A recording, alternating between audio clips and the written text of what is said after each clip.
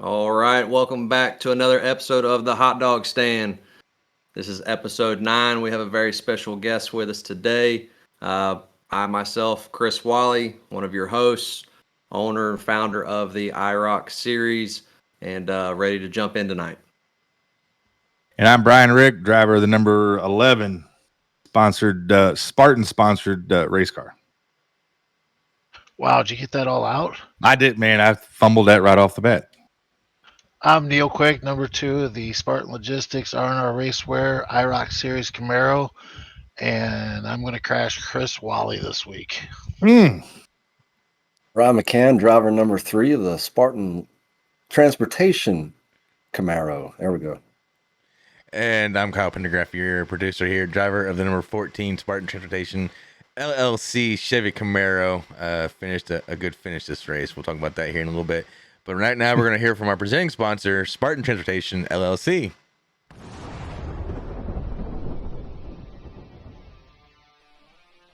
Spartan Transportation and Spartan Logistic Management is your one source for all your shipping needs. 53-foot dry van shipments, auto transport shipments, full-service in-house brokerage, drop lot facilities, just-in-time deliveries to all auto manufacturers, facilities in St. Louis, Missouri, Kansas City, Missouri, and Indianapolis, Indiana. Spartan Logistics LLC, proud sponsor of the iRock series, Kyle Steffens UMP Modified and Silver Crown driver, and Gordy Gundaker, World of Outlaws late model. Visit us at spartan-logistics.net or find us on Facebook. Alrighty, and we are back. Thank you, Spartan Transportation, for your continued support. We really do appreciate that so much. Brian, I'm going to give it over to you. Yep, so this week we got iRock Challenge Series superstar Aaron Smith in the house with us tonight. How you doing, Aaron? Doing pretty well. How are y'all doing? Great. Gonna run down some stats. Got you 21 years old, is that right? Yes, sir. 21. 6 years on iRacing. Got an I rating of 5,798. I got you at 1,012 starts, 147 wins, 169 poles, 418 top 5, 643 top 10s. You run at a 14.5 win percentage. You win the polls. That's not bad. You win the polls 16.7% of the races you enter. Got an average start of 10th, average finish at 9th. You've completed 82,096 laps, and of those laps, you've led 10,317. Those are pretty impressive stats, Aaron. What's your secret on all that? Well, it takes a lot of trial and error. I mean, those are only the league stats I've got going, but I figured. We've done a lot of crashing in practice. Unfortunately, that usually makes the difference in these races. Just figuring out what the tires do and just working from there.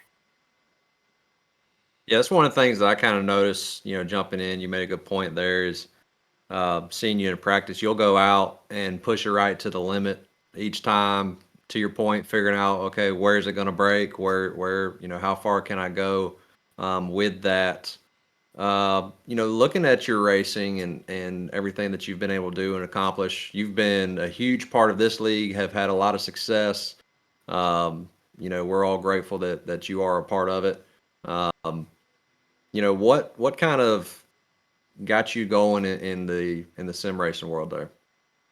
Well, every time I had a break in school, I'd go to the NASCAR Hall of Fame with my grandparents. We'd go do the simulators there. And the guy there, I don't know if y'all know him, but his name's Jeff Addison, and he would be the guy who'd work on him every time they had an issue there. And we did a couple races. I think it was at Rockingham the week I went there, and we just did some races. He won a couple, I won a couple, and then once closing time came around, he came to my folks and said that I should go on iRacing. So he gave me his referral email. I didn't use it, so we didn't get the $15. Sorry, Jeff. But yeah, it's all history from there. So what was this? So the simulator at the Hall of Fame, was that an iRacing simulator, or was that what was that? Yeah, it was pretty much just iRacing, just custom built for what they had going on over there with the big cars you could get in and ride around with. I don't know what kind of wheel they had, but I've been looking for it the whole time because they felt pretty good. But yeah, still out here running the old Logitech. So it was in one, like a race car, one of their race cars, and they had it set up as a sim, right? Yeah, you could. They had two sides to it, so you could either get in the left or right side. It was kind of weird getting in the right side and doing it, but it Yeah. was pretty immersive. Yeah, I think I've done that. That's cool. Yeah, I have a question. You kind of said you got started by going to the Hall of Fame with your grandparents. Does your family have a racing background? Did you grow up with racing? Well, I grew up watching it, but the first race I was alive for was the 2001 Daytona 500. It was a pretty good race throughout. Unfortunately, it ended the way it did. But yeah, since then I've just been following it on TV and on social media and all that stuff. And well, as far as background goes, my mom did do a little bit of drag racing when she was younger, but that's all. That's about the extent of that. Yeah, that's kind of cool to hear. That is cool. I appreciate you aging all of us in this room. Right now. Right. I'm like, damn. The first Sorry about Daytona that. 500. Yeah, that's pretty wild there. So, you're from Hollywood, South Carolina. Are you from there, or is that just where you currently reside? Yeah, no, I'm from Columbus, Ohio. It was a decent place to be born and raised in, but yeah, we moved here when I was 5, and we've been here ever since. Okay. And so, do you try to catch any live racing in the area, or do you just kind of stick to what you're doing right now and run with the sim stuff? Yeah, I usually just do the sim stuff. If anything interesting comes up on TV, I'll usually watch it, but we don't really have any tracks close enough to make the commute over there to watch the racing they've got going on. But I'd like to kind of move somewhere that has some more tracks nearby. There's a lot of good short tracks around Georgia and South Carolina that I should be able to go to over the course of the year, but we'll see. Yeah, absolutely. The short track route, I know Neil and really all of us here could tell you the short track racing is really That's where it's at, man. you go watch some dirt Yeah. and you'll fall in love with it. Brian McCann's still trying to figure this thing out, but we'll get him there eventually. Yeah. So Aaron, let's talk about your computer and your equipment. All right. Oh, Well, just run us down through the hardware, and if you're running any kind of special software, we'd like to hear that too. and if I had a PC that could run that kind of stuff, I'd be golden. I won this PC for about $25 in a race back in 2015, or not 2015, 2018. Started on a laptop sitting right next to me in 2015, and the screen fell off, so I had to move to something better. I got this 27-inch monitor in front of me. Got this butt kicker a couple months ago from another thing I won. This Oculus over here. It's been serving me well for about 5 years, but it's starting to overheat. It certainly didn't feel too good earlier tonight when I had another race. But yeah, got the Fanatec pedals, the Logitech wheel, and we're out here. So you're running. You run. Go ahead, Brian. Sorry. One single 27-inch screen right now, Yep. and you have done VR in the past. You said for about 5 years. Yeah, I'm still running it now, but it's I think it's seeing So- the end of its life. What was the biggest difference switching between the two, VR to a screen? Well, every time I'd race on the screen, I'd have trouble with getting the FOV right because my screen's pretty far away, as you can see with the webcam being as far away as it is. But I'd have trouble just telling where the cars are next to me and where the wall is and all that, and I'd cause a pretty fair amount of incidents. You might be able to see that at the bottom of the stat list I gave you. But yeah, once I got the Oculus on, even though the graphics were as bad as they were, just having to run like the minimum level graphics at the lowest requirement we've got, it's made a really big difference. To be able to turn my head and see things, it's certainly a full-on game changer. That leads. I'm just going to go ahead and ask the question of BMF since you're talking about equipment. Is it accurate that you're running at about 44 frames per second on that thing, or is that a farce? It's anywhere between 45 and 90. It depends on what track we're at and how many cars I have in front of me. Every once in a while, it'll get so bad that if I turn my head, it goes black for a second. But more often than not, it holds its own pretty well. That's cool. So That's pretty impressive to run like yeah, that. Yeah, man. I'm like, with that, I mean, you see what like Brian McCann back there, what he's running with, and we know that stuff like the big screens, all that helps. I feel like I have a halfway decent setup here. Feel pretty good with it. Knowing what you're running with, and what do you think it is for you that has helped breed the success? I mean, do you just feel like you naturally have a knack for it? Do you know what you're looking for? I wouldn't really say I have a knack for it. I've just been I around would. kind of. Oh, I appreciate that, but I've been around long enough. I've caused enough accidents to really be able to kind of read that stuff before it happens and just keep myself out of it to the best of my ability. With how iRacing's tire model has been ever since these past few updates, it's been pretty easy to save them and just figure out what to do with them over the course of the runs. That's been my major advantage.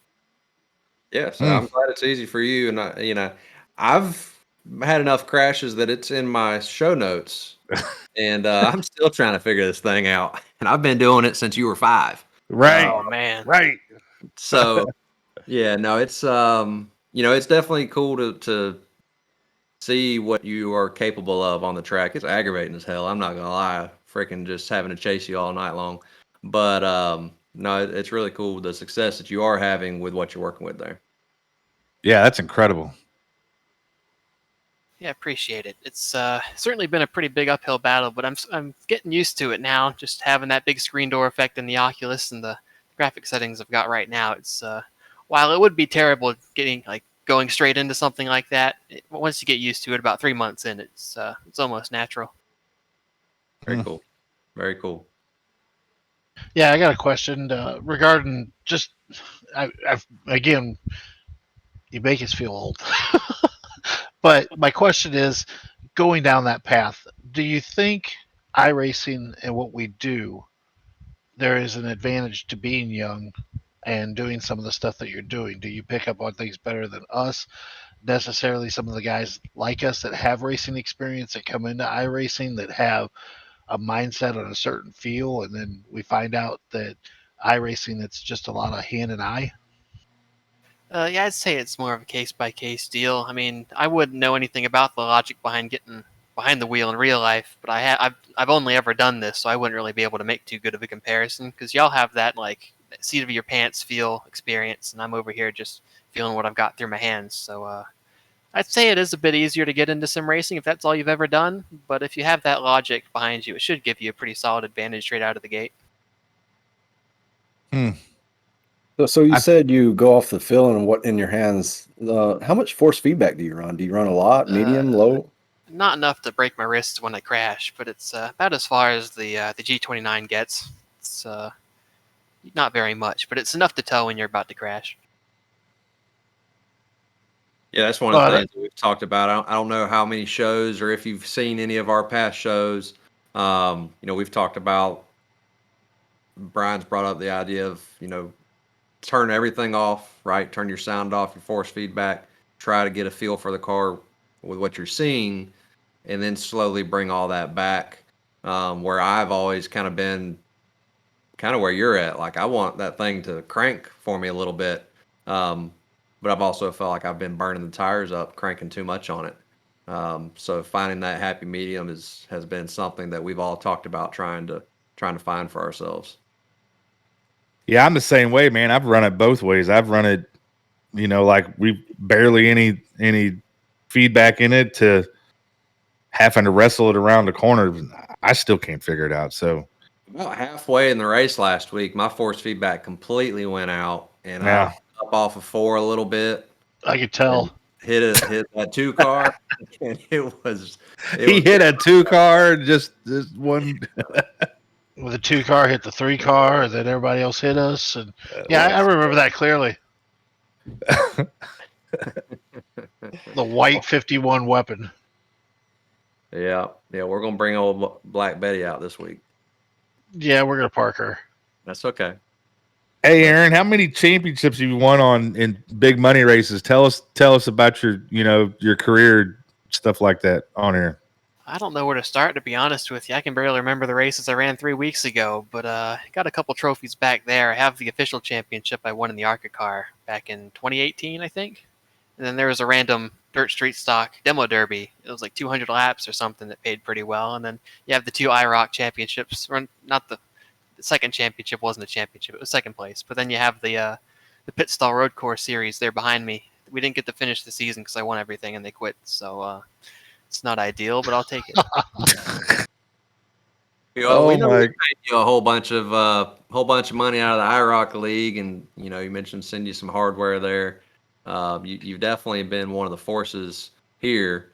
Um, how many leagues, are you currently running? I know we chatted a little bit about what your week looks like a couple weeks ago, but what are you currently involved in outside of the IROC? Uh, oh God, that's a good question. I've got about, I think I have about 5 or 6 going on right now that are, stakes are pretty high on the Wednesday night of leagues that I have going on. They have a pretty good PC up for grabs at the end of it. I think it's the Slingshot Racing League if anyone wants to check that out from here. So they've got a pretty good group of people going on so far, but yeah, I've got them. I've got WSSR. I've got Area. I was supposed to run Area tonight, but I didn't feel like running Daytona. But a couple more. Forgot their names. But you'll probably see them on that stat sheet here in a couple days.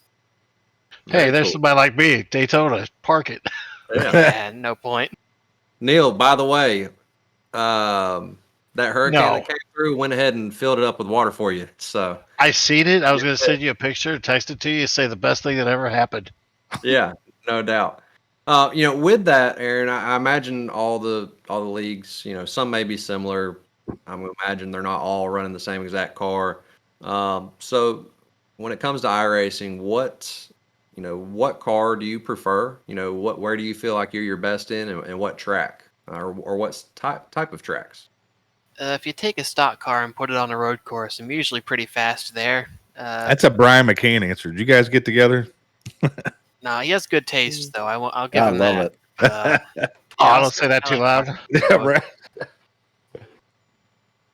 Speaking of that, have you get to run the Chicago road course yet?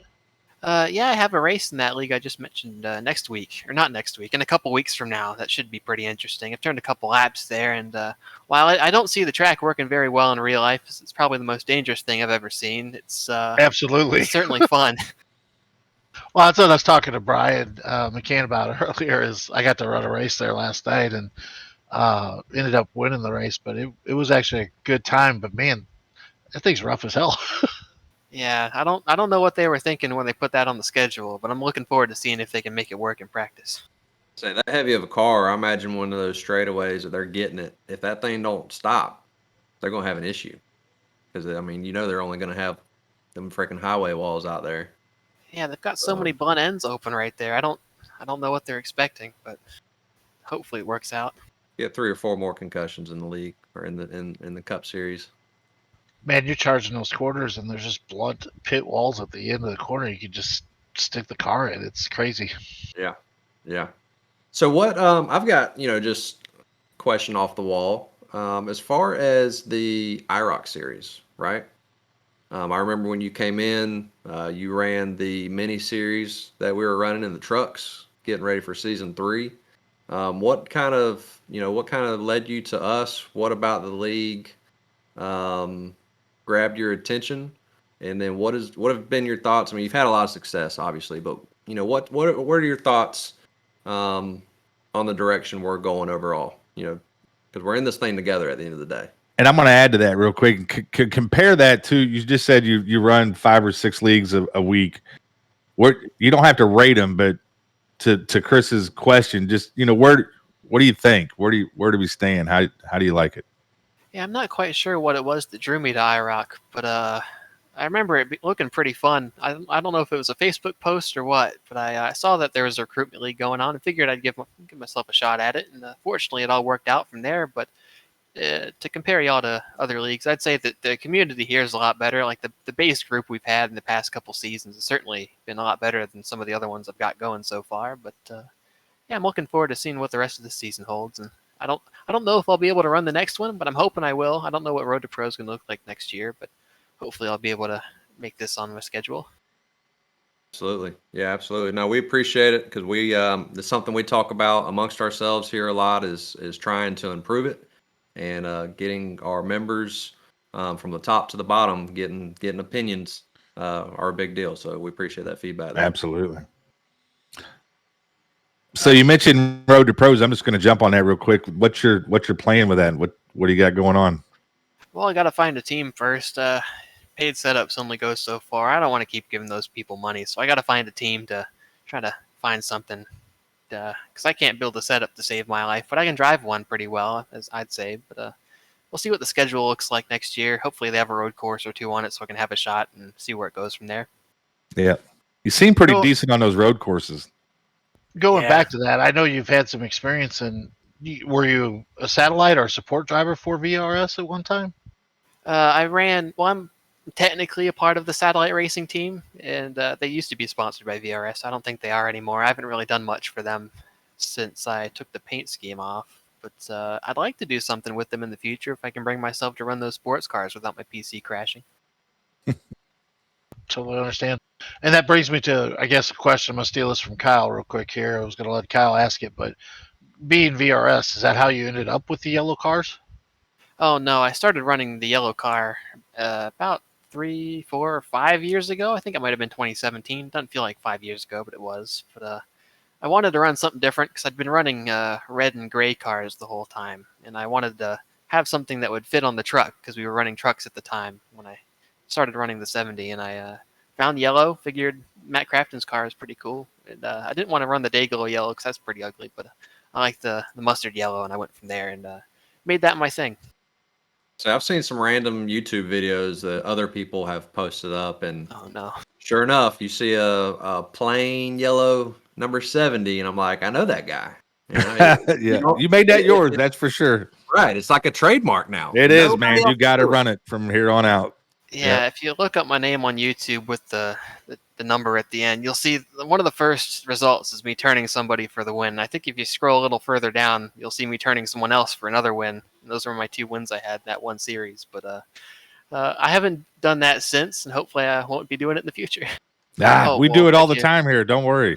If you go over New For a Hampshire reason, last brother. season. Chris does it for 4th place. I'll do it for freaking 10th place in the middle of the race. I Hey, don't care, especially if his name's freaking Neil Quick. Because God, I know that's hilarious. I know he's got a brother that's going to come after me here in a minute, and it's gonna really be fun. I'm going to turn that hound loose next week. If you're back there with me at Martinsville, you're already got problems. So you might as well turn me is that where we're at next week, Martinsville? where we're at Oh, this my week. God. Yeah. Or yeah, this week, I guess. And he already says it's not going to be anywhere close as bad as what IRP was. I don't know. I mean, would know Aaron, that. Aaron Go ahead, has to Brian. agree. I mean, that thing turned into, and pardon me, but pretty well a shit show. Yeah, that winner's penalty certainly didn't help me all that much. But I almost flipped into the catch fence. I don't know how my car didn't get a meatball, but we were able Saw to that. throw it back up to P6. I wasn't expecting that, but I'll certainly take it. Absolutely. Brian McCann, what were you about to say right there? I don't remember, but I do have a question. What do you think about the winner's penalty in this league? Oh.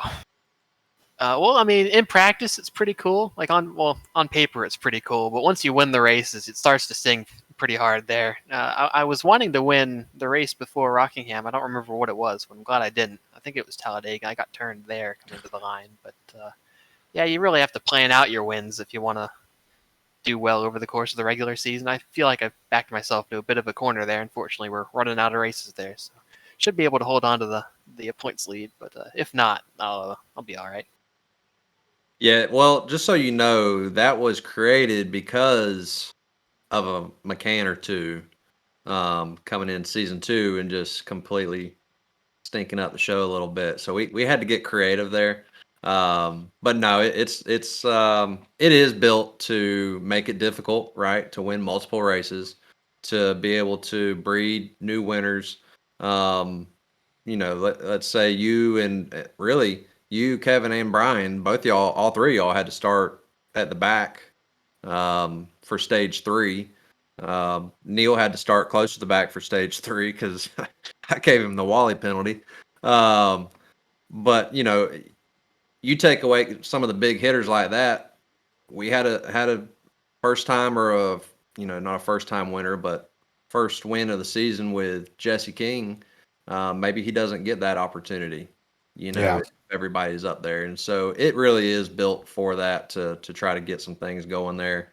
We're But I working can definitely understand what he's. I know running in another league that I run in, you get past and you get that winner's penalty where you got to start at the back of the beginning of the race and the back of the stage and tires removed. You're sitting here just riding around, just praying for mistakes just to get you back up to the front. But not going to need that this week. I got the killdozer on effect. Yeah, so the next 2 weeks, and then it resets. So should be good. Daytona really isn't going to matter. It's probably not a bad thing to be hanging out in the Is back. that on the schedule again? Oh, yeah, buddy. 2 weeks in a row. Listen, God, 2 weeks in a row. Don't get him all. Don't pour gasoline on. He's already got this a is match with it. ridiculous.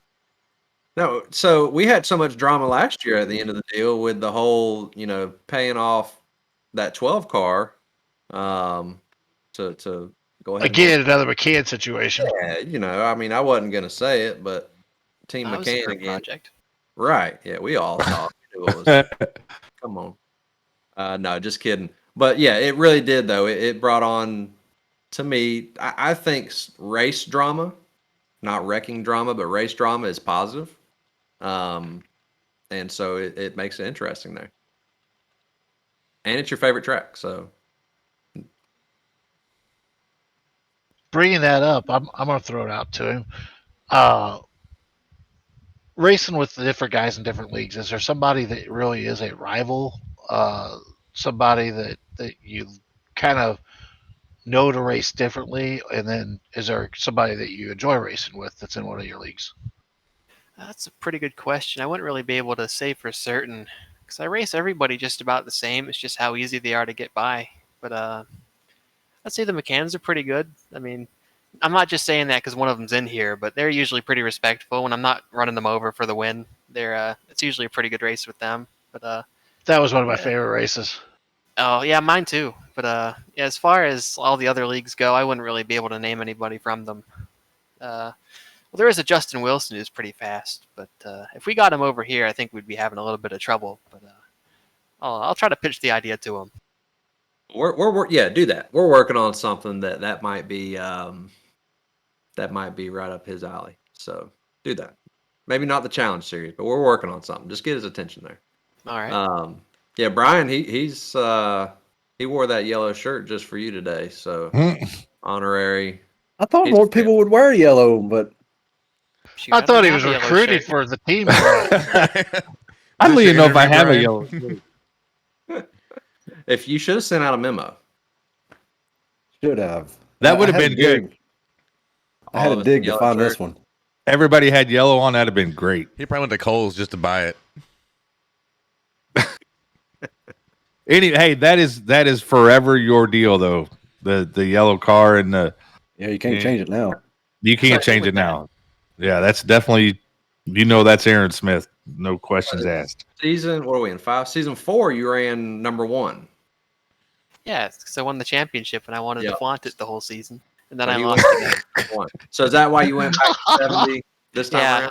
I didn't get to win the championship last time, so back to the 70 I went, and I'll probably stay with the 70 regardless of where I finish this year because we have the ARCA cars next time around. So, well, certainly looking forward to that.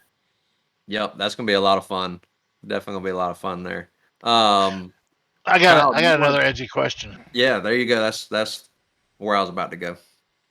I know Brian has said it before, and I know from racing in different leagues, and when you start winning a lot, basically you kind of start getting labeled or pushed out to the side, and sometimes labeled as doing something different or cheating or something along that lines. I think Brian's brought it up, and I think he's been removed from a league or not asked back because of all his winning in a certain league. Have you ever been in that situation? Well, I have been kicked out of a few discords as soon as I've joined them to try to run a race with them part time. But as far as like getting completely driven out of a league, I don't think I've had that problem. They've usually just asked me not to come back after I took their championship. But Really? I don't. Yeah, pretty much. Just it's never been like a bad kind of exit. Like I like to make good like relationships with these groups. I try to get myself around there as much as I can to have a good what's the word? Trying to figure it Camaraderie. out. Reputation, good reputation around the sim. 'Cause, The light came people on. will see the yellow and they won't really have much of a bad thing to say about it, and that's kind of the goal here. Yeah. We I mentioned prior, we've been happy to have you on here. All of us, we look at, I personally, I can't say all of us, me personally, I'll go in and I'll look and see, what are you doing in car, right? Trying to figure out how you're driving the track. I do the same thing with Neil, with the McCanns.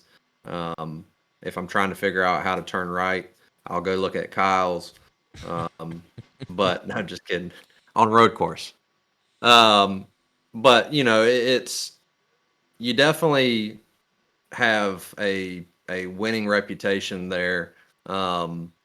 Whenever those instances do come up, right? Does it fuel you to just completely go out there and just do how do you take those asks of, hey, great job, don't come back? What does that do for you personally there? Well, it's usually pretty flattering to be able to leave on that kind of a note and just go off and find something else, because it's pretty easy to find a replacement for leagues that end up kicking you out like that.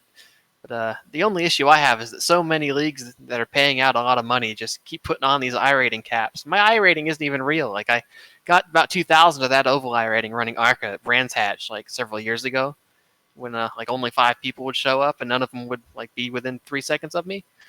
But yeah, I'd like to run more oval to try to get that iRating up, but we'll see. Yeah, sounds like you need a second account. What were you saying, Kyle? I'm gonna address the elephant in the room here that's been rumored, and it even comes from a question from B. Mefford. Will you share your grip hack? Now, it's been rumored, and I don't know how much is true of it, that you potentially run a grip hack. Can you give any light to that? No, I plead the fifth, but I have heard from some sources that are more like deeper into the sim than I am, that there actually are some people running hacks like that. But I don't know how true that may be, or else that maybe that could just be just an accusation by someone who's slower than them. But I'm not running it. I'm not that deep into it. But I kind of wish I had those kind of contacts. I am going to say this, though. Like, I thought there for a little bit you were running one. For the simple fact, I was running a practice for the Roval, and you came into it.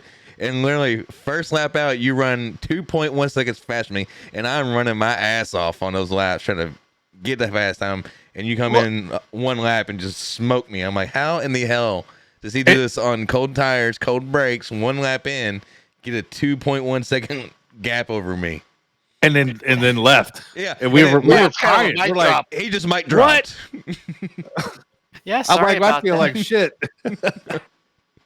No, I mean, I heard that the Miata was a lot more fun to drive after that update, so I figured I'd just come in here and try to throw it around a little bit. Turns out that was the way you're supposed to drive it. And, Oh my god. Yeah. Not sure what it is about these street cars in the service, but they drive a lot like my Ranger I got sitting downstairs, so that might be a bit of an advantage. Well, We felt so bad over that. We're like, what just happened? I just want to leave the lobby. He's He gone. knows what he's doing. He knows what he's doing. He's going to drop it in there. He's going to lay down 2.5 seconds faster. He's going to be out, and he's just watching guys start like, throwing his "Peace." steering wheels. I had some fun looking at the Facebook group after that. Yeah, I mean, you said it earlier, road courses in a stock car is your favorite. So you get something that drives pretty damn good on a road course in itself, you're just going to do that much better. Yeah, if you can drive an ARCA car around a road course, you can drive about anything on the service. Yeah. I thought I had your road course stats here. It might have been on my other piece of paper, but they were pretty damn impressive. I mean, you've run a lot of road course, so it doesn't make it sting any less. I'll tell you that. So we kind of talked about your favorite car and all that, but when you first started running, were you running more ovals or were you running more road course stuff? Yeah, I didn't have any interest in running road course back when I first started. That was when the certain car would count toward the iRating and the SR for everything. So I figured, like, I didn't really know what I wanted to do when I first started. I wanted to get to the top of the oval classes, obviously, but I never really explored the option of taking something that didn't belong on a road course. And, ever since I started doing that, I've been having much more fun on the service. Yeah. What about, and if anybody else has anything, feel free to cut me off at any point. Prior to I iRacing, definitely will. yeah, I figured I'm like, here's your chance. Go ahead and put me in the wall. In the wall. But before iRacing, were you console racing? I mean, was racing in the scope of things of your interests, and what, or is iRacing it? I mean, I did some console racing. Didn't really like going online because it was all just Daytona and Talladega. As stated earlier, I'm not really much of a big fan of restrictor plate racing. It's pretty mind numbing, but yeah, I did a lot of offline stuff, just driving, seeing what I could do with the car, kind of feeling it out through the controller, and I guess that carried over to the steering wheel pretty well. It's crazy to think about this. I know me and Brian McCann talk about it all the time. We started on the NR 2003 game from Papyrus, and at that time, Rat bag. yeah, Rat Bag was out Rat at that bag. time. The dirt stuff. But yeah, I mean, in 2003, we started with this and just gotten our feet wet with doing the sim racing deal, and you being the age you are, you had no chance. Shoot, I wish I could have been around for those days. Just doing the NR03 every once in a while, it's pretty fun. Yeah, it's amazing. It is what it is, and led into iRacing the way it is. But I mean, I can still remember getting it downloaded and setting up a PC and cruising down the backstretch of Daytona by yourself and watching the window net blow. And I was like, this thing is so cool compared to playing a console game or NASCAR Heat. And I'm sitting here telling my brother, and he's telling me I'm full of shit. So, but it's, you still look back at it and look at where we are and go, man, this is really cool. Yeah, I agreed. Hey, by the way, Neil, has any of that changed? Does Cook still think you're full of shit? Oh, every night. That's what I hear. Yeah, that's what I. Yeah, I mean, I can go out and stare the typical weekend on a Thursday or typical week for Thursday nights. 20 minutes before the race start, Cook sends me a message. I'm getting in. What settings you running? I give them to him. He puts them in. Tells me how horrible I am. Argues with me. We don't talk in Discord. We qualify, and about 15 minutes in the race, he's yelling at me. About 15 minutes after Wally crashes me, I'm yelling at him. That's good. Yeah, you talk about a guest. There you go. You can have him on here. Oh, We'll we're get- planning on it. Yeah, the cook and cook. Oh, he basically says that he doesn't ever crash anybody, and he's faster, and he just needs to put the time in. And, oh man, it just could go on for days. I mean, I get to hear that I'm always slower than Aaron and slower than Brian. I get it rubbed in my face week in and week out. So it's great to race with them guys and learn from them. But I'm one of these days I'm going to get you guys. I wish I could say that. I don't know that I'll ever get there, but good night. But We've had some good races. Yep, agreed. What's one thing? Is there anything you want to accomplish in iRacing, Aaron? What you mentioned the Pro Series. What you got a big goal in mind over all this, or you just having fun?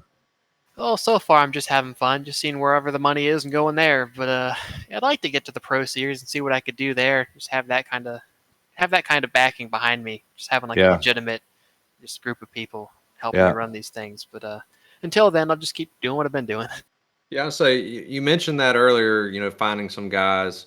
What is it? You mentioned the setup, so that's one.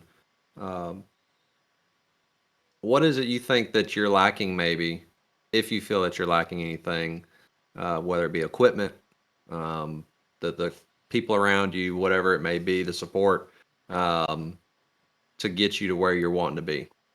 Yeah, it's pretty much all in the equipment right now. I feel like if I had a decent machine, I'd be able to go pretty far. I don't know if I'd be able to hold my own with those the very top of the Road to Pro series, but I feel like I'd be able to just contend there around the top 40.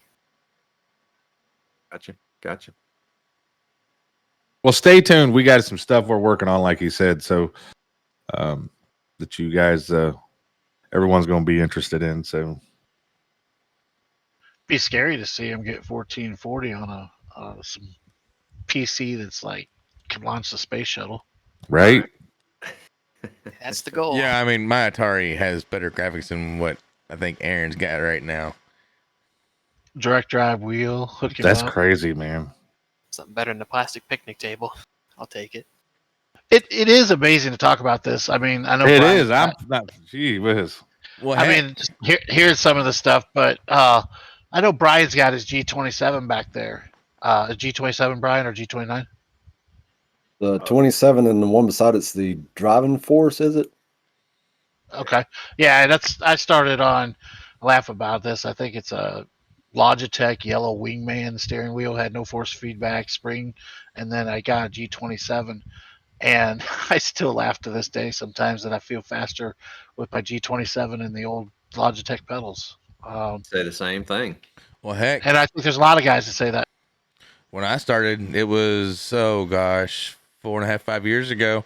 I literally bought a used Thrustmaster, no force feedback. It was one that had like the bungee cord in it that sprung it back. It was like I don't know, 270-degree turn is all it had in it. 2 pedals, and it was literally on a fold-out wooden tray table for you would sit in front of the TV and watch and eat with. TV stand. Yeah, well, not even TV stand. It was just, maybe back in the day, TV stand. And started No, out I on got that. it. Yeah, started out on that for the longest time on console, and then I bought a Thrustmaster THX, whatever it is, with force feedback and all that. And I switched from console to iRacing with it, and I finally upgraded to almost 2 years ago now to this direct drive and the sim coach pedals and all that. But it's been to see the progress from starting with basically the bottom of the barrel and working your way up. It's actually pretty neat to see the transition. Yeah. Well, I think it proves too the server. You don't, Aaron. Obviously, you prove that week in and week out. You don't have to have the best of the best equipment. Neil, you just mentioned you felt like you were faster with the G27. I felt like I was faster with the G27. Brian, when you started with us, come in whipping us as well. You were on the G27 at that point. And so, it definitely, anybody listening that's interested in jumping into iRacing, you don't have to have the best of the best out there. No. You can find something out there that just gets you going and start turning the laps, and you've got opportunity. Yeah, no. Or go ahead. No, I mean I've used this many times to talk myself out of upgrading stuff, and you guys probably have too. I mean, you see Brian working where he was racing on homemade pedals and a G27 and sitting on a table. I mean, I remember when I first started, I had a $15 fold-up lawn chair with a G27 and a table that I grabbed out of a dumpster at my apartment when I was running NR 2003 and cut it out so I could put my wheel in it the right way. You're right. I laugh about it, but I mean, what I do now is I look at it and I go, man, I got Fanatec Club Sport stuff, and yeah, I need to switch to the direct drive or switch the bases here, and I won't do it because I'm afraid of change. And the second thing, and I look at it and I go, shit, Aaron's kicking my ass on 50 frames per second over there on a Logitech and a Club Sport deal. I don't need to spend any more money. I'm tired of. I got triple monitors, the 4-screen added. I've got a nice sim rig and everything, and I look at it and go, no way, not doing it. Yeah, the money doesn't buy you performance. It just sure it don't. buys you nice, fancy, shiny things. That's McCann, it. You were on 2x4s when you first got started, weren't you? Me? Yeah. Yeah. That's what I thought. So basically, what we're saying, Aaron, is you're just kicking our asses, and damn. Well, Really? I'm trying. You look at Austin Hill during the Pro Invitational during COVID. He was literally on a G27 on a wooden desk clamped to it in a roll around chair, kicking professional guys' asses out there. Yep. So Timmy Hill. Or Timmy Hill. You want to say Austin Hill? Yeah. Yeah, Austin Hill kicked my ass at Twin Ringer Motegi, and he has a full-blown motion simulator. I mean, that'd be cool though. Oh, I'd get it all day. Yeah. If I could. Hamlin, he's got that huge rig. And $130,000 rig. nutty, man. That's crazy. And somehow has a sponsorship with, I believe it's Logitech. Makes no sense. No. Get one of those rigs that Randy was talking about last week. They'll slap you in the ribs when you hit the wall. Oh, yeah. Hey, I was looking. Did you see that he makes a? Well, I don't know if it's not purpose built, but there were several rigs. It was set up at the Chili Bowl that had his seats on them. Did you guys happen to see that? No. No. Yeah, I thought, man, that'd be kind of cool. I was at Will's shop over the weekend, and he's got quite a few Joy seats. I might see if he wants to get rid of one of them bad boys. Yeah, they're comfortable. And I mean, I you tell you can what, sit and The way he sets his seat up in his car, he may as well be in an F1 seat. I mean, Really? the way it's kicked back and where your knees would be at are just up in the air. But he's so tall, he has to have it that way. Yeah. Got to get low. Yeah. Hey, speaking of that, have you guys seen that new? This is a unwanted plug for Logitech, but have you guys seen that new direct drive Logitech dropped out not too long ago? Mm. Yep. Anybody hear anything on that yet? That's where the whole Denny Hamlin sponsorship conversation came from that I heard of. That's all I know about it. Oh, he was pushing it. Well, that's kind of, I guess, when it came out that he was being sponsored by Logitech, and there's no way that he is putting that Logitech wheel on his $130,000 rig. I'm sorry. No. I think Byron's running it. Think so? Yeah, I'd seen something advertised where Byron had switched over to it, but I think Byron was running some Fanatec stuff before, so I could see it possibly happening. But yeah, I just wondered if, I mean, obviously it's crazy to think that the 27 and the 29 was as good as what they are and still going and competing. So, I mean, might be Yeah. interesting to see what Logitech's got. Well, is that going to wrap it up for questions here for Aaron? Or has anybody got anything else? I don't. Aaron, you got any questions for us? I don't know. How are y'all feeling about the rest of this IROC season? Neil. No comment. I'm just gonna make it to the end of the season. I'm gonna pick my own battles and wars from here on out. Well, for me, I've made up, 11 positions in the last 2 races. I'm in the top 15 now, so I'm full steam ahead. I'm going to work my way through the playoffs, hopefully, and be up there battling with Aaron and watch him finish first in front of me. That's kind of my thoughts. I've been, for myself personally, wanting, the goal is just make the playoffs, and then from there, try to make each round thereafter. So Kyle, you kind of brought it up right there. You're currently sitting 15th. Yep, and I myself am in 13th, and so we're both right there trying to keep ourselves in. And so that's my biggest goal. So I've got my little hardware too. That was back before anybody that was really, really good showed up. Season 1, got to win that championship. And since then, since season 2, it's been really hard to come by a victory, much less win another championship. So getting to watch y'all guys do y'all's thing, and me and Brian, Rick have talked about it, getting y'all's talent to help this league grow. Because nobody wants to watch guys that don't know what they're doing out there. Last week we looked like we didn't know what we're doing because half of us didn't, or either at some point half of us didn't know what we were doing. Just wait till Thursday. This week will be fine. You're not going to carry that same speed. Keep saying that. It's going to be better. I promise. The turns there's too much speed at IRP. You're not going to have that at Martinsville. That's just my opinion. But still requires that middle pedal. I'm just going to say that. Hey, I get it. It really doesn't. Well, yeah. Depends on who you ask. I guarantee you, Chris Mefford, and I'm sure he's going to listen to this. He's going to full send that damn car 2 or 3 times if he can. That's the nightmares of that. Whoa! Look at there. See, iRock flying all over the place. You got wind My blowing. sinus fell off. He's out there in the wind. We had an earthquake. That's hilarious. All right, Aaron, you got any more questions there?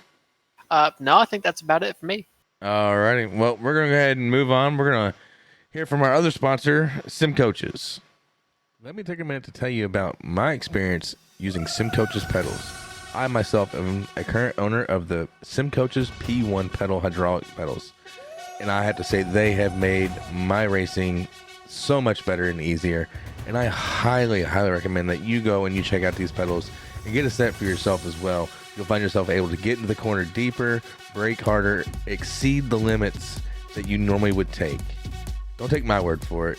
Go check them out at simcoaches.com and use our promo code to get 5% off iRock at checkout, or visit simcoaches.com/iRock to receive your 5% off. Thank you. Thank you, Sim Coaches, for being a supporter of the Hot Dog Stand podcast. We really do appreciate you all as well. Now we're going to jump into our next topic. Neil Quick's green flag or black flag? Neil, mic's all yours. Thanks, Kyle. Oh, hang on. Make sure everybody has their flags. McCann, you got yours? Wally, you got yours? Got him. Brian and Rick? Aaron, green flag, you agree. Black flag, you disagree. All right. Neil? And you can give your reason why, if you agree or disagree or not. Or you can either way. All right, question number 1. Chase Elliott, with his win yesterday at Talladega, has now put himself in the favorite to win the championship. Green flag or black flag? Kyle, who do you want me to start with? I'll go ahead and go first real quick. I'm going to go black flag. Just because you win Talladega Super Speedway does not mean that you are going to win the championship. You're going from a 2.5 or 2.66 mile track to a 1 mile track. There is nothing saying that that's going to transition you over to a championship run for Phoenix. I'm sorry. I'm sure the Chase Elliott lovers out there are going to hate me for this, but that's just where I stand. Ratings are going down. Chris Wally. Yeah, I'm gonna go black flag on that also. Kind of the same. A lot of Chase haters here. Yeah, no, I love Chase. I really do. But I don't think that that's going to just win you the championship, knowing that it's going to come down to one race, not knowing who else is going to be in there with him just yet. I don't think that it makes him the favorite just yet. But he is going to perform well. Ryan, Rick? I'm black flag. I think anybody sitting in this in the stand right now could go win Talladega. So yeah, just because you won Talladega doesn't mean you're going to win the championship. And I'm a Chase Elliott fan. I like the kid, got a lot of talent, but yeah. So no, he's not up there yet. All right, we're 3 for 3. Brian McCann. Green flag. I'm going to change it up a little bit. Here we go. I hope I was looking at the right stats earlier, but I actually looked it up so I'd have something to talk about. He's got 5 wins, right? Yep. 5 wins. He's currently at the leaderboard. Do I think he's going to win? I mean, the championship, no. But if I had to say green flag, black flag right now, I'm saying green flag because he is at the top. Good point. Good point. Yeah. Aaron, you want to put your 2 cents on this? Yeah, I don't have any flags with me, but I'll say black flag. He's had a good season up until this point. I feel like he'll be a force to be reckoned with in the next round, but I don't know if he'll be able to perform at Phoenix. I don't know how his team did earlier this year when they visited Phoenix, but it looked like the fours are pretty strong. Yeah, I'm going to probably follow Brian McCann's suit in here. A green flag. I think Chase is getting started, and you're going to see a pretty tough performance from here on out. And I think the way those Hendricks cars that run at Phoenix, I know he won his first championship there, and I know Larson's been strong there. I think that, again, these cars have the ability to put anybody in victory lane from week to week. So there's going to be a little bit of luck on hand, but I'm going to choose him as my favorite to win the championship. I'm going to go green flag on this one. You're picking Chase? I'm going Chase Elliott. Yeah, that's not Ross Chastain or any of those guys. I'm going Chase Elliott, even over Kyle Larson right now. No way. Kyle Larson drive through him to get to the championship. Well, fortunately for me, last week in the truck race, we were in trucks and not the Cup car, so I don't have a head injury, so I'm pretty clear-headed. I'm going to still stick with Chase. There you go. All right, guys. Second question. Kevin Harvick came out earlier in the week and in the press and was pretty adamant about the idea of Cup races need to be shorter in distance. And basically said that from here on out, the only race that should be a 500-mile race is Daytona. Green flag or black flag on that idea, guys? Kyle. So I read the second part to this question too, but I won't touch on it just yet. But I'm gonna go Green flag on that, just for the fact that actually I'm going to be kind of both. I guess you could say, yes, Daytona 500 does need to be 500 miles, no matter what. Now I think that the Darlington race, the Coke 600, keep them where they're at. Those are nostalgic races. They need to be those longer lanes. But I was there literally watching the race last night, or yesterday, whatever, and they're on lap like 160 something. I'm like, I mean, does a race only need to be that long in a super speedway? I mean, really, you could do a 50 lap shootout, and you're gonna get the same results no matter what. And come back to me when you come back to the second part, because I got more to add to that. Absolutely. Chris, Wally. Yeah, I'm gonna go green flag on that as well. To Kyle's point, the crown jewel races, I think you stick with those with the tradition. The 600, leave it right where it's at because that's one of those endurance races that just stands out and is different. But races could definitely be shorter. I know I absolutely love racing, but I've also had some of the best naps between lap one and lap whatever. Right? Amen. And whatever I miss in between, I'm going to catch on a highlight, which I can do that anyways. And so I do think to gain viewership and keep that attention, you could shorten them down a little bit. All right, we're going to go to the 25 lap dirt track. Brian Rick. I'm not a big, shorten them, leave the 500 to 500, leave the 600 to 600, bring them all back at least, way back. So, green flag. Brian McCann. Green flag, pretty much ditto everything Kyle and heck everybody said so far. I don't have a lot of time out of the day, and pretty much all I get to catch is some highlight reels. So if the races were shorter, if I was watching from start to finish, like Chris Wally said there, I'd probably be taking a less nap. Aaron. Well, while I completely understand what y'all have said so far, I'll have to go black flag on this. The one of the biggest appeals to stock car racing back when it started was having that adversity. I don't know if that's the word I'm looking for, but the attrition over the course of the race and seeing how long the cars can last and having that kind of endurance factor into it. But Good point. if you got rid of the stages and kept the races the distance they were now, they wouldn't really be nearly as big of a problem. Well, and it's interesting to hear and say that. This is going to move me into my second part of this question, to be part of this question. And basically, if they do shorten the races, would you mind the idea of stage racing going away? Green flag or black flag on that idea? And then we can discuss it. But I'm going to start with Pindy on this one. All right, green flag for stages going away.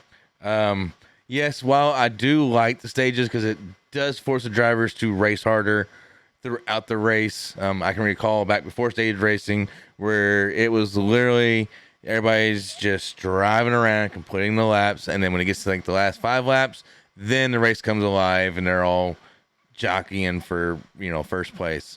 Yeah, that was good in theory in the time. The stage racing forced the drivers' hands to race harder throughout the entire race, which I do enjoy. But going back to like Talladega, where you could really race the 50-lap race and, like I said, get the same outcome. You don't need the stage races. You don't need all those laps. But like I do agree, like with Aaron, that NASCAR was built on that. The endurance side of can these cars handle 500 miles at full rip? So it's kind of a toss-up, but I'm definitely more for just get rid of the stage racing, shorten some of the races, and leave, like Chris said, the crown jewel races the way they are. Chris, your thoughts? Yeah, I'm going to go green flag on taking away the stages. I think that when you have the stage, and we have this in our league, right? You take away a lot of the strategy in the race on pit road. If you don't have those stage breaks, you don't know when a caution is going to come out. So allowing guys to really have to race the entire race and think about what they're doing, how they're going to run that race from start to finish, versus I'm going to run 30 laps, and then we know we're going to get a caution. I think that makes things a little more interesting as well. Brings the crews. I mean, they're important now, but brings them back and get that crew chief really being a central part of what's happening again. Good point. Brian, Rick. I'm green flag. I think dump the stages and you get Carl Edwards come back and go racing. I think he's why he left stock car racing. He just wanted to farm.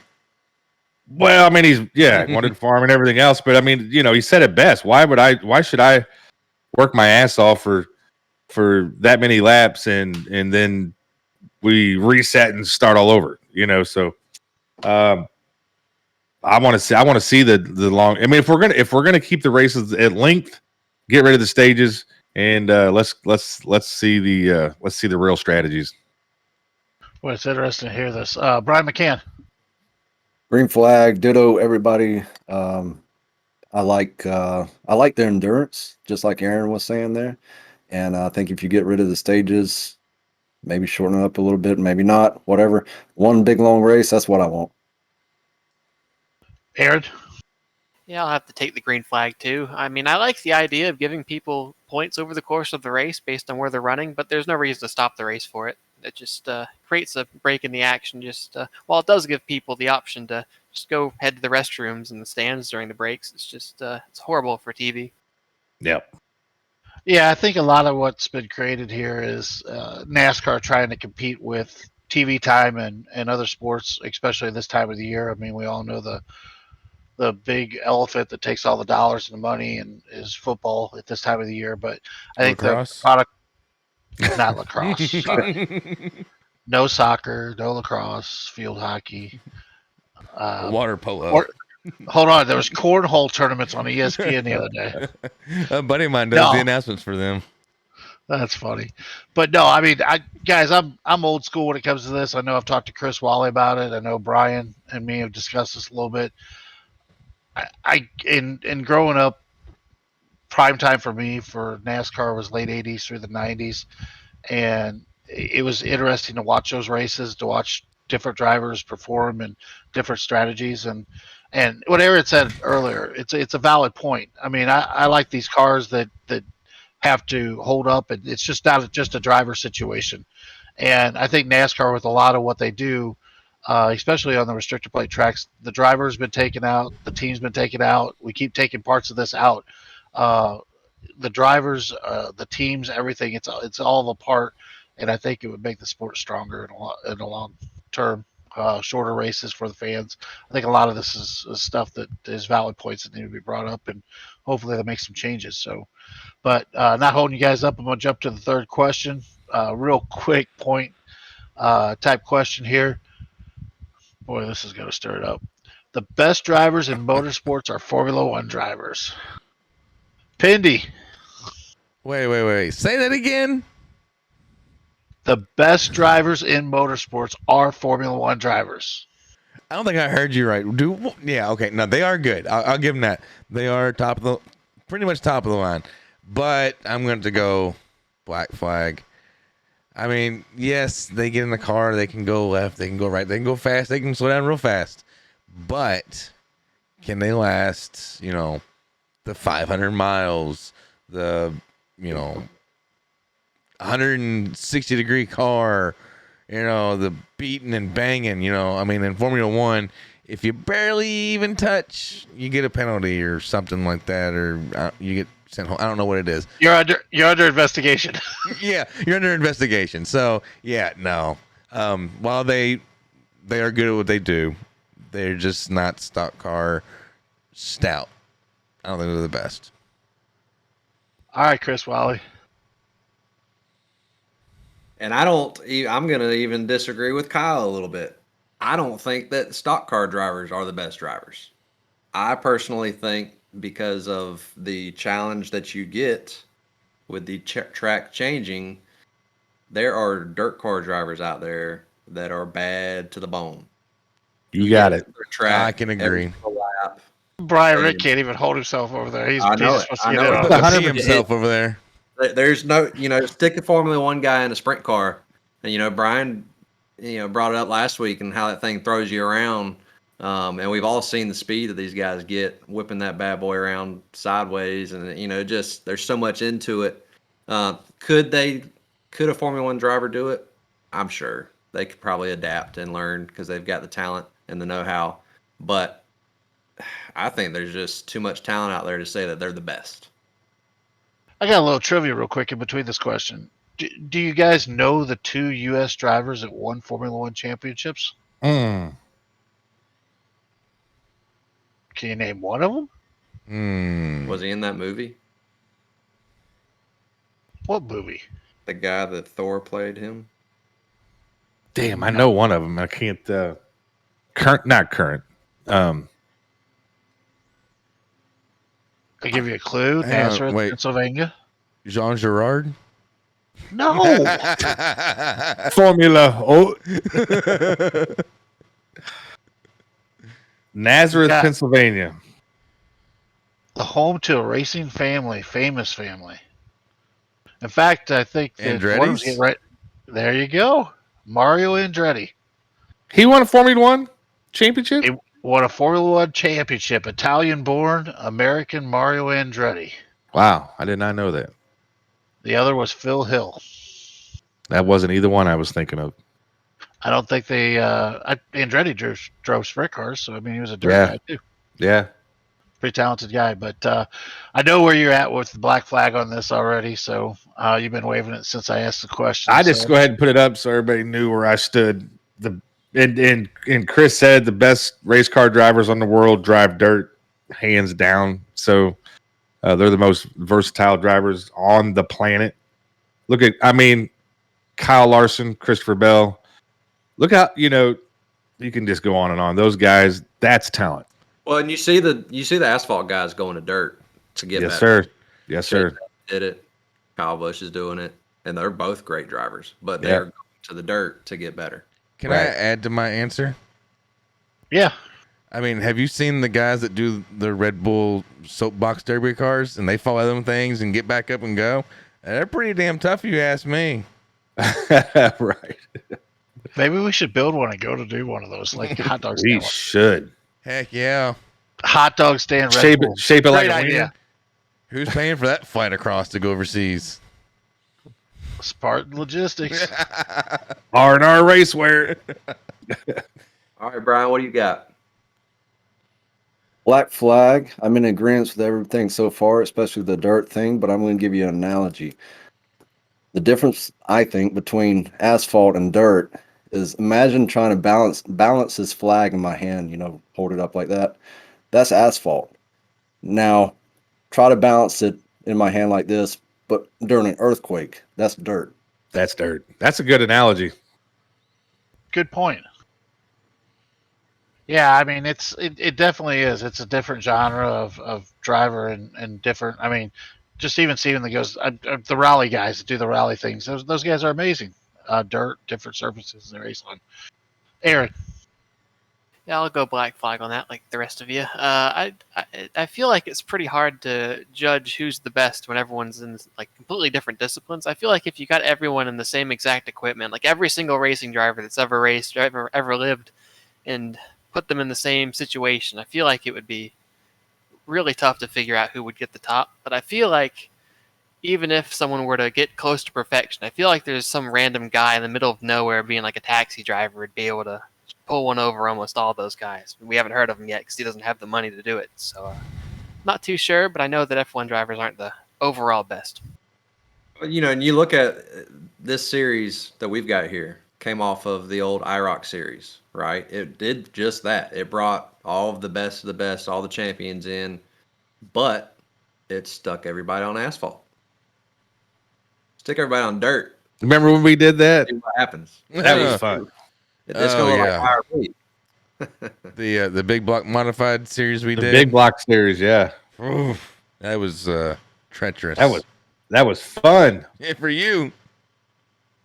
Okay, so towards the end of it, who was up front? B. McCann, K. McCann. Smith, didn't you run some of that? No, I wanted to. I don't remember what day of the week y'all had it on, but I don't think I was available. Monday, wasn't it? I think. Yeah, Oh, it's, yeah. Mondays. Yeah. We need to bring that back. it's coming. Yeah. We got so many friggin' irons in the fire. Oh, there's ideas. so many. I don't think we're going to keep track of it all, to be honest. Oh, we got a Google sheet to keep track of it I've all. seen that. Somehow, Loud Pedal got put as a sponsor. Thank you. Did it? Yeah. What do you mean? I don't remember what series it was. I was looking at it earlier. Oh, I don't remember that. I have to go back and look. That sounds great. Oh, that's though. for the Showdown series. Well, none of them are tagged to anything, but I figured you want to plug in there, so I was like, Yeah, well, I'll take it. We'll put you in there. Those are just All overall. right, guys. Final question. All right, this came from a conversation earlier in the week I had while racing online. Kind of got into a debate with one of the drivers. As an oval racer, I know this particular individual said, "Well, I'm an oval racer. I'm sticking to oval racing. I don't do road racing. I don't do dirt racing, any of that stuff." And the debate came when I basically said that being able to do road racing makes you a better oval racer. So basically, the question I have is, if you're an oval racer on iRacing, does running road races make you faster when it comes to oval racing down the road? Pindy. I'm going to go, hang on, black flag on that. I run oval, I run road. I'm no professional at either one of them. I don't feel any faster on oval after I get done running a road race. Maybe I feel a little more confident that I can handle the car, but I'm not any faster. It doesn't make me any better. Okay, interesting. Wally. Green flag. I actually do think, too, the reason that he just mentioned, feeling that you have more car control, understanding what that thing is going to do for you, launching it left or right in a road course. When you know that all you have to do is go down and turn left, you got a pretty good idea of what that car is going to do for you in the weight rotation and everything else. So I think that it absolutely helps being able to drive those things on road courses um, coming into the ovals. All right, oval track, Brian Rick. I'm green flag only because Brian McCann says that he takes every race car he gets and goes and runs it on a road Nuremberg. course. Yeah. So green flag for me. It's got to be good. I bet definitely interesting last two. Brian McCann. Green flag, and Wally kind of took away what I was going to say there about the weight. An oval, you're always stuck to that left hand, and you're always doing the same thing every lap. But if you take it on a complex road course, you'll start to learn more of that weight transition and how it rotates and all of that stuff, and you can kind of carry that back over into your oval racing. Yeah, that's again where this debate really came from. Aaron, your thoughts? Yeah, I'm green flag on it as well. I mean, just like what y'all were saying about the weight transfer and all of that stuff, I'm leaning more towards the fact that the player base for the roadside is much larger, so you can get a better feel for like the certain character archetypes of the drivers you're racing. So it's much easier to go back to the oval side and be able to read what your other competitors are doing and be able to predict what they're going to do before they do it. So Yeah, absolutely. So, and what I'm gathering, and just listening to you talk tonight, you talk a lot about the ARCA car. So, is the ARCA car like a really good learning base to really get a feel? You think? The learning curve is pretty high on it. If you want to get to the point where you're getting the most out of it, I'd say it's certainly a solid car to learn off of. I'd probably recommend the Legends car or something slower first, like the Street Stock or something like that, to get used to the car, back end of the car, whipping around in the corners and using that weight to your advantage rather than driving on the front tires. But yeah, I'd certainly recommend it if you've got it. Awesome. So what's your Yeah, thought? my thought is the same thing with what you guys are saying, and this whole conversation and question came up with a very similar conversation we're having right here, and what Brian says about taking any of his oval cars and running it at the road course at Nürburgring, doing some of the road course stuff. The same thing Aaron's saying. I was talking to another driver about the idea of being able to feel the car rotate. I feel a lot of the oval drivers sometimes get stuck in the idea of cars being really tight and there's a really, really fine line between the oval racers that could drive a car loose or past that point. Um, and I know as many setups that iRacing does now, they seem to be on the tighter side for the guys that are coming in, but you're always chasing that point. I mean, myself, I found myself I can't even drive a car that's tight anymore. I have to try to loosen it up the most I can to be able to get the rotation and feel I've got. And I mean, every chance I like last night didn't have any practice, jumped in a road race just to get the experience of doing that. And I'll try to do that in any of the oval cars, A, B, C, Cup, Arc, or whatever the case is, to try to get the experience with it. But very, very similar to everybody that basically went green flag on this one. Same points. And the racing again with some of those guys, you can go race a road race, and a guy that runs oval with you from week to week that's not very strong, and find out they're going to hand you your butt on a road course. So you learn from that too. I know that's happened more than once. Alrighty. Neil, I appreciate you with the green flag, black flag. We're gonna take a moment and hear from our next sponsor, R&R Racewear. R&R Racewear, your source to all custom racewear apparel needs, and home to iRacing apparel. Check it out today at rnrracewear.com.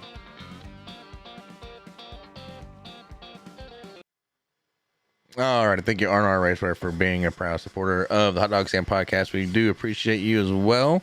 Next, we're going to get into flag stand news, also presented to you from Mr. Neil Quick himself. Neil, can you give us a little rundown of this past weekend's events? Yeah, I'm gonna start off with the main NASCAR series here. Cup Series yesterday, Talladega, Yellowwood 500. Chase Elliott holds off Ryan Blaney for a win, locking his place into the final 8, looking like a true contender for the championship there. On the Xfinity Series, AJ Allmendinger got past Sam Mayer. Incredible finish, 15 1,000ths of a finish, win over photo finish over Sam Mayer to win the Xfinity Series. Longtime fan favorite, Matt Diamedetto, gets his first win at Talladega over Ben Rhodes and Brett Holmes. And for anybody, I got to watch the end of this one. Pretty crazy finish. They all crashed coming to the line, and caution comes out basically coming through the tri-oval, and Brett Holmes was the first truck to actually get back to the finish line, and it looked like he had it won the way it was, but they go back to the way that caution come out in the tri-oval, and might be a green flag, black flag question next week about the way that finish or that race went, but my personal opinion, it looks like Brett Holmes won it, but they go back and they give it to Diamedetto when the yellow flag come out. So he got first, Ben Rhodes second, and Brett Holmes third. Jumping over to the dirt side a little bit here, we've got the World of Outlaw Sprints that were at Williams Grove for the National Open. They kicked off Friday night, battling the weather up there. PA Posse member Lance DeWeese ended up coming away with the win, pocketing $10,000 in a rain shortened feature. I think it was only 10 laps. They battled weather all day Saturday for the $75,000 to win National Open. That one has been rescheduled to October 22nd. Unfortunately, they couldn't get it in. So, staying on the sprint car track, I don't know if you guys got to hear that or not this last weekend. I-30 Speedway Short Track Nationals 35th anniversary this weekend. Really kind of a bittersweet deal. It was the last event for I-30 Speedway. Owner Tracy Clay ended up selling the speedway that's been in the family for a long time. Great place. A lot of guys at sprint car racing cut their teeth down there. The Swindells, of course, the Stenhouses. A lot of really quality type sprint car drivers come out of there, but some good racing over the weekend. Basically, Sam Haverteef ended up winning the 35th annual, pocketing the $15,041 payday. Congrats to him, and going to be kind of tough to watch I-30 go away there. It's a hell of a track, and Tracy Clay's done a really, really great thing down there. So wish her the best in the future. So late models, Lucas Oil, Kyle Larson started the weekend off basically for the late model guys on Thursday night by winning the Hillbilly 100 at Tyler County Speedway. Great race between him, Brandon Overton, Brandon Shepard, and Garrett Albertson. Kyle collected the $30,000 payday to end up winning that. I know the Saturday night race for Lucas Oil was supposed to be the Pittsburgher 100 at Pennsylvania Motor Speedway. Same thing, kind of like the National Open. PA got hit with weather and ended up getting rained out. So, unfortunately, that one didn't get in. World of Outlaws, late models, pretty tough weekend for them, but they ended up running at Cherokee Speedway. Clanton ended up getting a victory over Brandon Shepard, the points leader over there. The tough part for World of Outlaws this weekend for the late model guys, longtime announcer Rick Eshelman passed away at 61. Been the voice of the World Outlaw late models for several years. Really, really a great guy, great family. Keep them in your thoughts and prayers. Rick will definitely be missed by a lot of guys. I know he's touched a lot of people. Talking to Kenny Wallace and some of those guys, I know they made some posts out there. So, but wishing the best for his family and the future going on there. So, on that note, that kind of wraps up the highlights and some of the wins and some of the notes from the weekend. All right, Neil, appreciate that. And now we're going to take a second. And actually, no, we're going to go ahead and jump into this past Thursday's race. Chris Wally, can you give us a rundown of how, we'll call it a race, how it went? I mean, it could be a race, it could be a pace, it could be whatever you want to call it. Demo Derby. Demo Derby, the old Tony Stewart, let's just turn around backwards and go. So we're 2 for 2 with IRP being an absolute shit show. So that one might get scrapped for good, and that's okay. It is a good track. I mean, it is a good track. It's just not for everybody. But looking at the race, so let me get back to that there. We ran 150 laps. We had 5 leaders of 4 lead changes. Of those 150 laps, though, we had 18 cautions for 88 laps. That's not very good. Not a good performance for our broadcast, for our viewers and fans. At the end, who ended up leading most of that race? Yeah, well, it was yours truly, Neil Quick. He led 59 laps. Kevin McCann 52 laps, and then David Trumley up there, right there at the end, making it work on them restarts. I think he kept dropping his shoe on that brake pedal or something on the green flag. I don't know what was happening there, but that car would like stall out for a second. Then he'd have a nice little launch. He led 38 laps. But our winner, mentioned him earlier, Jesse King, he led 1 lap, but it was the one that mattered and the one that counted. So we had some new PRs, personal records for a few guys with incident points. I'm not going to name any names at all, but we were looking at one individual had 43. Another one had 32, 29, 28. It gets Where did on I up. end up there? So what was yours? Yeah. Yours was only 12. And it probably all happened in one incident. The cleanest driver was Kevin McCann. Had to come back from the very back twice. Has 0 incident points. Aaron, yourself, man, you only had 8. Yeah, I had a pretty good race going. Yeah, so and you mentioned earlier, someone clobbered you, and you about took out the turn 3 and 4 wall, but kept that thing going and somehow managed the top 6 there. Brian McCann, where did you finish at right here? So you finished top 5, so 4th place finish. Pendergraph, 8th. Brian, Rick, we're not going to talk about mine or your performance. So we'll just say, there will be better days. I think I got a top 20.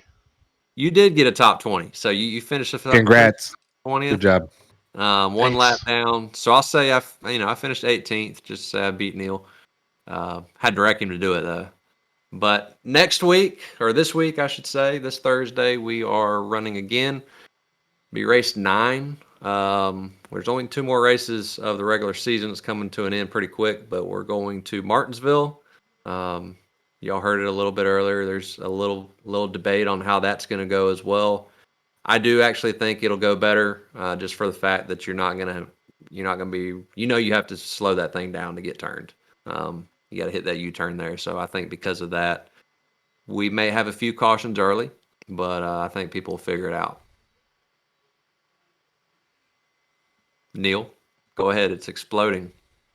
No, I got the notebook here and I'm just checking. And you said a few cautions, and I know I'm going to probably be good for. Yeah, there's about 4 names on here, so probably 4. That's fair. That's fair. And I might just Um, throw one in for good deed. I mean, my brother's always in there just for fun. yeah, I mean, you have to, don't you? So I'm gonna go back real quick. Let's see here. Let me go back to season 4. Well, never mind. It might be another shit show. We had 21 cautions last I was season going to ask that because I thought we had quite a 21 few. caution. for 107 laps. Yikes. Yeah. Sorry, broadcasters. I guess if Aaron, best of luck. If you find a way through, you earned it. Yeah, I'll give it a shot. I might bring my elbows out this time around. I don't have much to lose. No, you Uh-oh. don't. I mean, you showed Follow Shots the it. fired. T-car. You Shots showed fired. it at New Hampshire once. You could do it again. Well, I mean, it's Martinsville, so if I do it this time, it won't be on accident. You heard it here first. Yep. Oh, that's too funny. That's too funny. Let's see. Yeah, no, okay. So I'm thinking of season 3 in the trucks. We only had 8 cautions season 3. There was one of those that was really good. Chris Mefford himself won. Brian McCann, you came in 3rd. Aaron was 5th. Let's see on down the list. Neil, you missed that race, it looks like. We had a small field. That was the problem. We only had 17 that race, so cut the cautions in half because the field was in half. Isn't that the infamous charter night that got kicked out of the playoffs? I don't know. Yeah, I thought it was No, Martinsville is the one I'm thinking of last year. Martinsville's the one where Chris Bedford lost his brakes entering in turn 1, and I ended up upside down on pit road. That sounds more familiar. I remember that a little bit better there. But, Yeah, I think it was like a 3-race chase deal. I ended up on pit road on my lid by Chris Bedford, and the next race, I forgot to pay the charter bill or something. I mean, they decided it wasn't going to work that night. yeah. Homestead. Aaron, that Homestead, that was it. Aaron, you kind of touched on a little bit earlier. Trying to keep that regular season points lead. Right now, you're leading by 69 points with 2 races to go. The point structure is a little bit different this season than it was last. Last season, it was 1 point per position. This season, it fluctuates anywhere from 1 to 3 points per position. How do you feel going into these next 2 races, knowing one's Martinsville that you got to come from the back? We've been averaging 30 cars, a race there. And then, the next one being Daytona, which it could be, a pile up on lap 1. How are you feeling? If I can get past the inevitable first caution that'll likely take out half the field on the backstretch and block the whole track, I think I'll be okay. I've been all right with getting stage points with these winners penalties, so hopefully I'll be able to maintain that for the next 2 races. And if I do that, I should be able to cruise to that regular season championship. There you go. And then Brian McCann, you're one of the guys chasing. Points wise, I haven't added it up just yet, but I believe, let's say the worst happens to the guys in front of you and the best happens for you between stage points and then wins. So numerically, you're still kind of in it. How are you feeling on chasing that? I'm going to go out there and try my best. Luckily this week I don't have to start in the back, so that's going to give me an advantage there, and I'm going to do my best not to win the race. So You might as well win it because the next race is Daytona. None of that's going to matter. that is right. Never mind. Yeah, Daytona. That doesn't matter. Yeah. Never mind. Take that back. You should I'm let winning. me win. I want to win. Wally talked me out of it. Damn you, Wally. Hey, just trying to help a brother out. All right, we're gonna take a vote. New league president. Thanks for that help last week. Is that a new green flag, black flag question? Alrighty. Well, we're gonna go ahead and take a moment here from our last sponsor, Supreme 3D Printing. We'll be right back. Are you looking for the next sim rig upgrade? Or maybe your man cave needs a little more style? Or is your wife wanting to redecorate your home? Well, we here at Supreme 3D Printing have you covered. We create and print tons of different and useful items that is sure to fit everyone's style and budget. Check us out on Etsy at etsy.com/shop/Supreme 3D Printing. If you don't see what you're needing, then feel free to contact us for your needed item. Thank you, Supreme 3D Printing, for your continued support of the Hot Dog Stand podcast. We appreciate that. We're going to get into McCann's Pit Road tips. Brian McCann, what do you have for us this week? So I got to start off and kind of give an explanation of what I wrote down in the sheet here. So this whole podcast thing starts, and I get a segment called McCann's Pit Road Tips. And I'm like, yeah, man, that'd be a great idea. I got some tips, whatever. Like 10 shows deep, I'm starting to run out of tips, and I'm starting to realize why they added that in there. And they're wanting to hear secrets. So It they're took you wanting 10 me to run. episodes. Yeah, right. So I struggled with coming up with one this week. So I just simply wrote down follow Aaron. And what I mean by that is, when Aaron came into the league, I was winning a lot, and Aaron came in and he started winning. I was like, okay, what's going on? I had to start learning from him, and that's a good point to say there is that, whenever somebody's faster, you watch him and learn, right? And we all know that. But as far as the league races and as far as iRacing goes, if you always do league races and you're always following or driving around the same people every week in and out, you kind of come accustomed to them. If you find yourself in a tight spot, go back to racing the official series. And then you're placed with new people, and you have to learn new things, and you'll see slower, faster guys or whatever. But if you get out of the league and go back into official races, you'll pick up a lot of stuff, I think. And that's sort of why I wrote that. Kind of change it up a bit, and you'll learn something. Good points for sure. So from now on, we just follow Aaron. I appreciate the optimism, but this week I think you'll be following me into the wall. Well, he said follow Aaron, so I'm just going to follow Aaron, okay? All right. All right. There's a lot to that too, though. I mean, we talked about people improving all the time in the league. Guys that when they first got in may not have been great. Now they're you just shown improvement. I know I jumped into an ARCA race probably about a month ago and ran pretty freaking good. When in the past I probably wouldn't had, but getting to watch y'all guys and see how y'all do things and us compete all together, definitely transitioned over. Definitely. All right. Well, I think we're going to go ahead and jump over into our playoff picks. So the order of picks this week will go, I'll go first with my win with Blaney getting the highest finishing position of our choices. Then Neil Quick, followed by Chris, followed by Brian Rick, and then coming up last is Brian McCann. And I will say, not to brag here, but I do have 2 wins now in the playoffs. Chris has 1, Neil has 1, Brian Rick has 1, and one of our top dogs in the league has 0, Mr. McCann. So he might be good in iRacing, but picking his drivers, that's one thing he's not able to do. So I'm going to go ahead and choose my pick. We are at the Roval, so keep that in mind, everybody.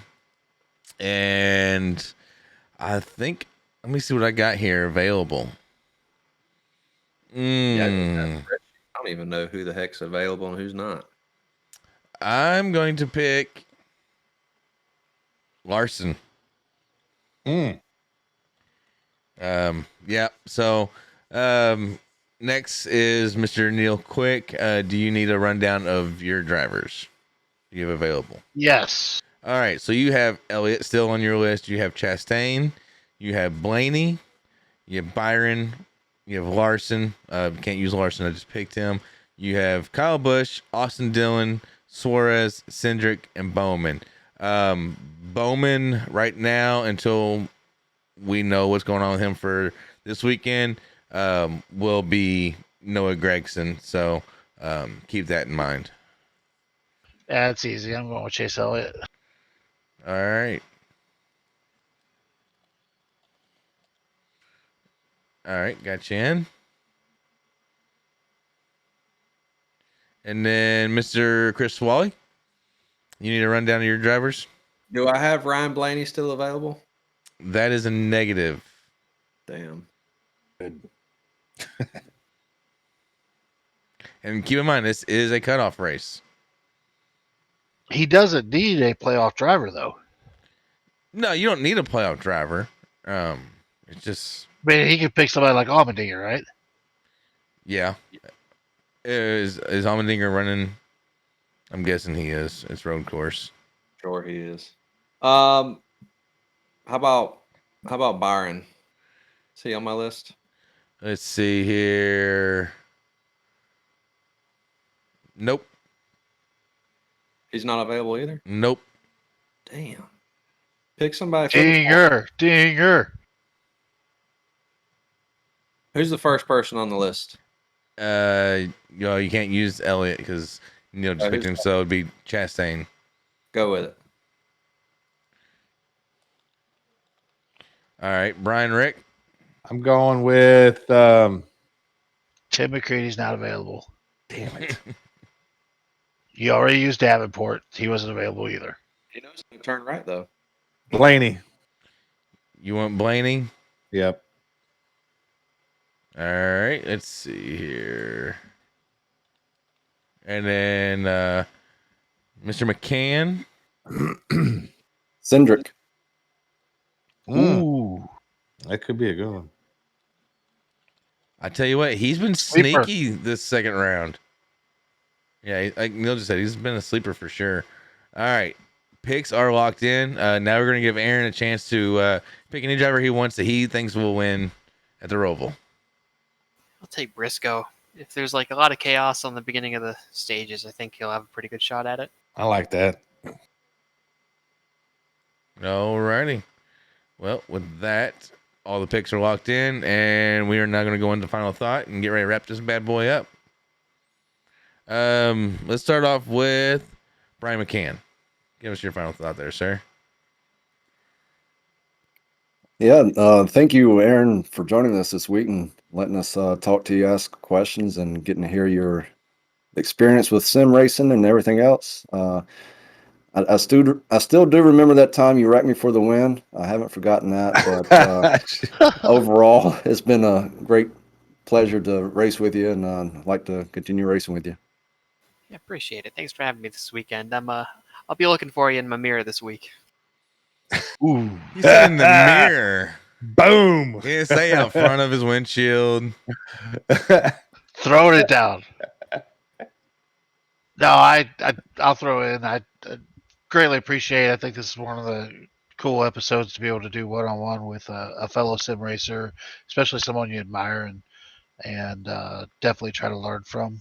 Want to thank you very much for joining us and letting us in on the insights. And like I said, I've been keeping notes over here. So, and again, getting to talk to somebody that you race with and that you've had good racing experiences with. I mean, I don't think me and Aaron's ever really turned each other, so I like to keep it that way. Unlike Chris Wally. Don't worry about it. Yeah, thanks, Chris. Who else do I got left here? Chris, go ahead. Yeah. So, Aaron, you were honestly, until tonight, you were a big mystery, right? We don't see a lot of you. Hell, I didn't even know what you look like. I see the interview picture that comes up every time they interview you, but I'm like, is that him? Like, I don't know. I can't find this guy anywhere. So it was cool having you on here tonight. We do appreciate it. You definitely, I said earlier, you helped improve the league. It brings on more talent as we go forward. But I really do appreciate you being a part of it. Feeling comfortable enough to come on here and get interrogated by these assholes. Hey, Hey, it was your idea. You wrote the questions. Yeah, right. And but no, seriously, we definitely hope that moving forward from here, all of us we don't talk to everybody on a daily basis throughout this league, but we all have connections with a few others, and hope you'll join us in those conversations, and definitely feel welcome to be able to just chat and hang out. So we enjoy having you, brother. Yeah, thank you, Chris. It was fun talking with y'all tonight. All right. Who's next? I think I'm the only one left. All right. So I'm just going to piggyback off everybody else. Definitely, Aaron, I appreciate you not volunteering, but agreeing to be on here and kind of to the wolves here. I know we're not easy, but thank you for being here. And we do enjoy chasing you around the racetrack, regardless of what everybody else says. So while the mic is mine, I want to give a big shout out to our producer, Kyle Pendergraph. That dude has been working his tail off, makes this show happen, out filming different content to make our podcast bigger. So thank you, buddy. We appreciate your work. Thank you. I appreciate that. Yeah, and I'll include that with my final thought. So, Aaron, I'll let you go ahead and give you your final thought. Well, again, I'd like to thank y'all for having me on tonight, and hopefully I won't raise too much hell on Thursday. Martinsville should be fun, but it's not one of my best tracks, but I'll see if I can keep the nose clean. All righty. McCann, you already gave yours, right? Yep. All right. Well, I'll go ahead and close it out. Go off of what Brian Rick was saying there. Yeah, we are working on a documentary right now with our previous guest, Will Kimmel.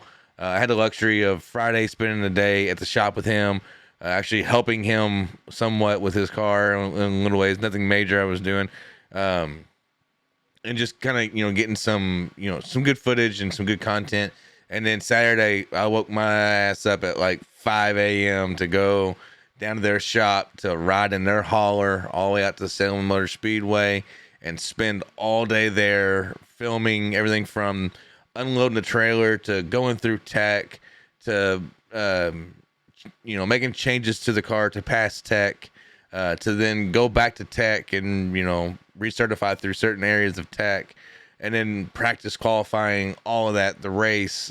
I got tons of footage, tons of knowledge, tons of just great experience to get somewhere that I never thought I'd actually get to go into and really see with my own two eyes up close to it. So I'm working on getting all that sorted out and edited.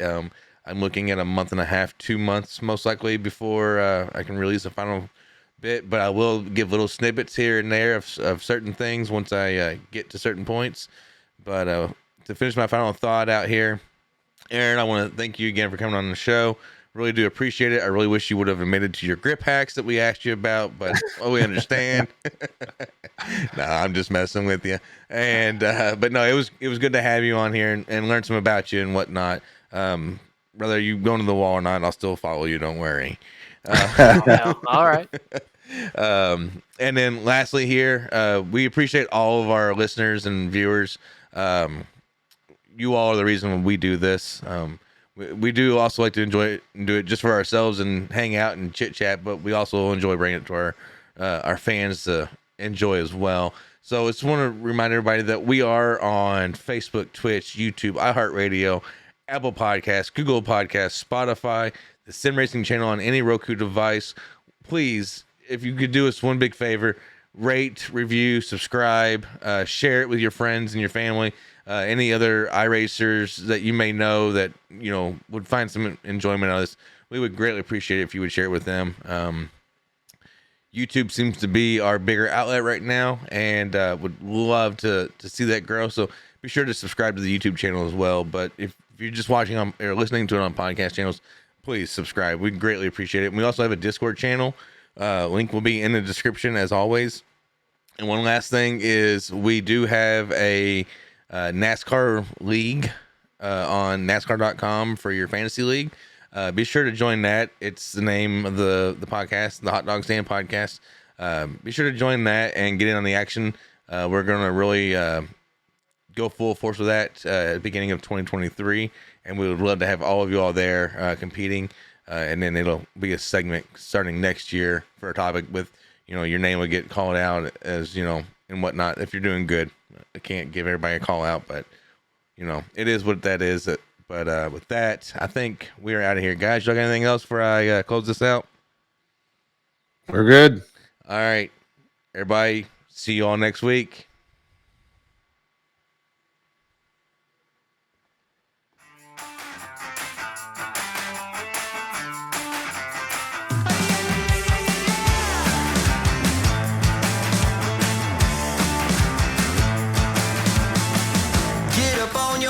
This is a shakedown. Order up that beat just like it's takeout. Show me you got soul inside.